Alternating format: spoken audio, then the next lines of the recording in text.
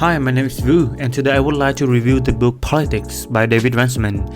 And by the way, I've just bought this microphone for this video, so I hope you like it. So to give you an overview about this book, it's all about politics but in the most relatable and accessible language, so that beginner can also understand what it is as well. Specifically, it's about what is politics and how it changed since the medieval time, how it affects you, me, and other people. What is its power in nowadays society? What is its limit and how to overcome that limit? Those information content will be divided into 3 chapters: violence, technology, and justice. And I will review the book by summarizing it and then analyze it with my argument and evidences. So coming to the first part, which is the relationship between violence, the control of it, and politics. So initially, the author illustrates a multi-dimensional perspective on violence via the story of 2 different countries, Syria and Denmark, 2 ends of the political spectrum. According to Thomas Hobbes, human beings are naturally competitive. They want to be better, stronger, and more powerful than others. So mankind are naturally in the state of war. So this is a motivation for the existence of a sovereign,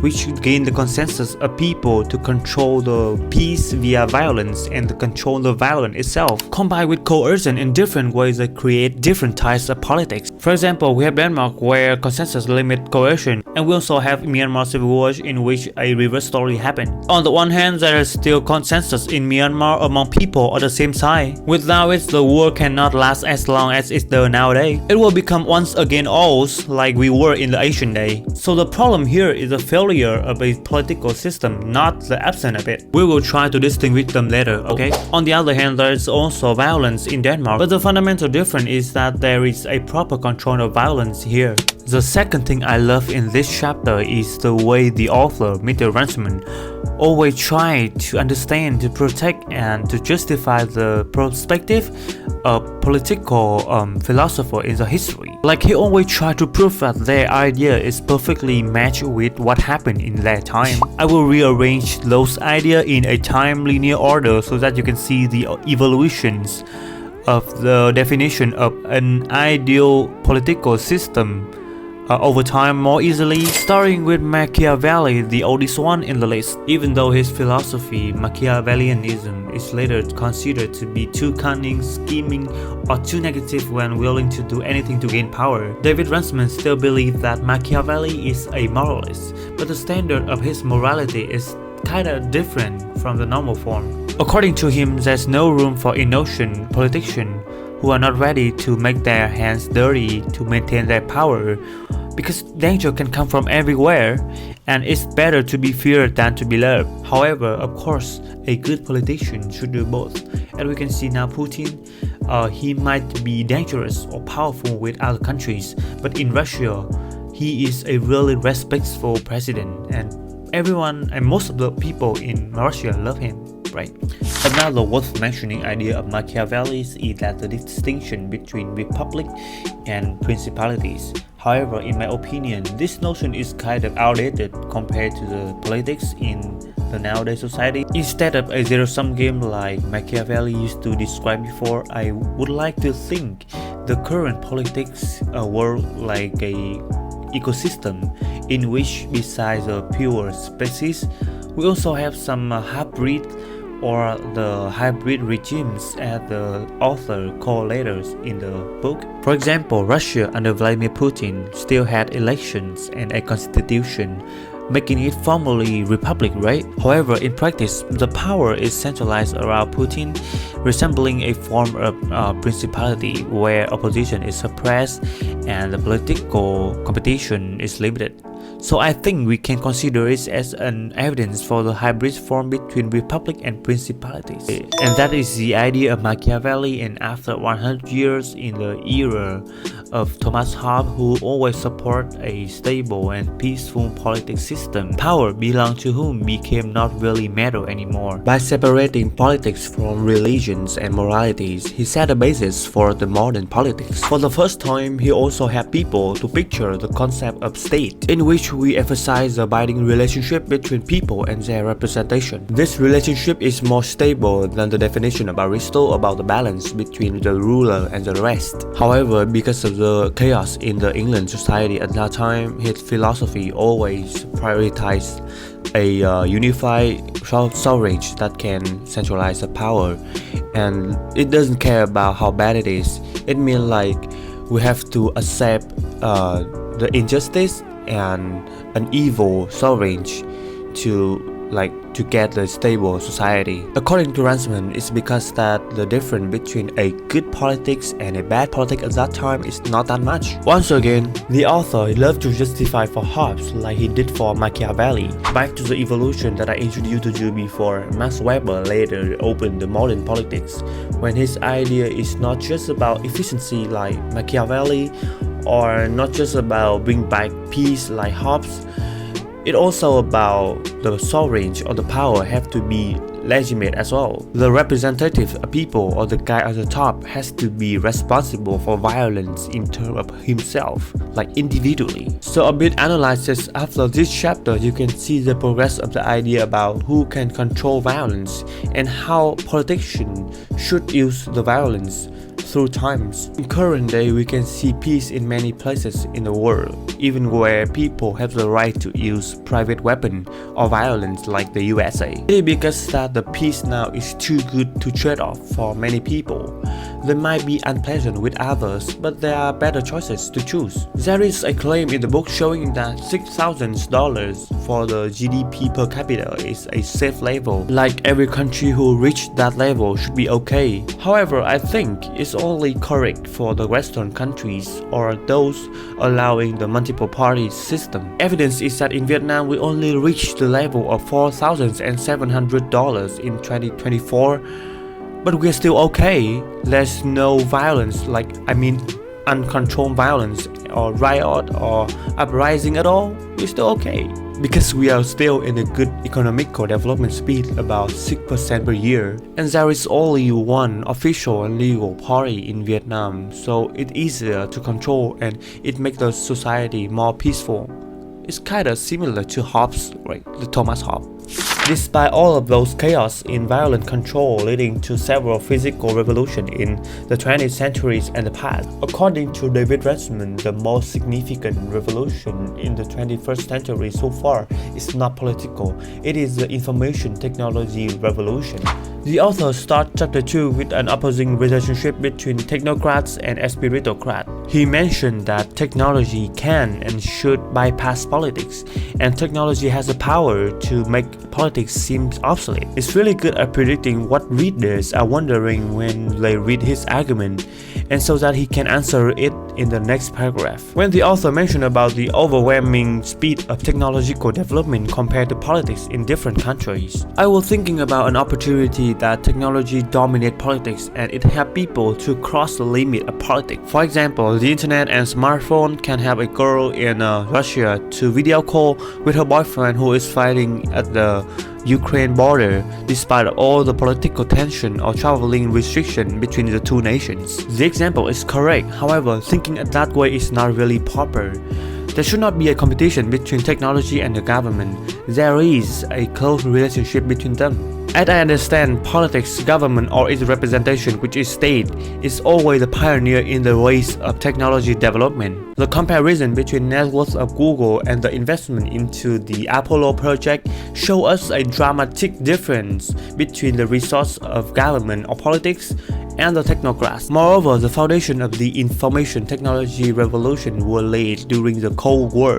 The US used to invest a lot of money to develop a tool that can limit the power of their political opponent, which is the Soviet Union. And interestingly, information technology was the final product of that investment. However, the one who popularized it was not politicians, they are industry with their experts or scientists. It is the story of Mailnet and ARPANET to Google and Twitter. And this day, the dream of building a house on Mars or other planet is not just the story or the competition between the US and the Soviet Union.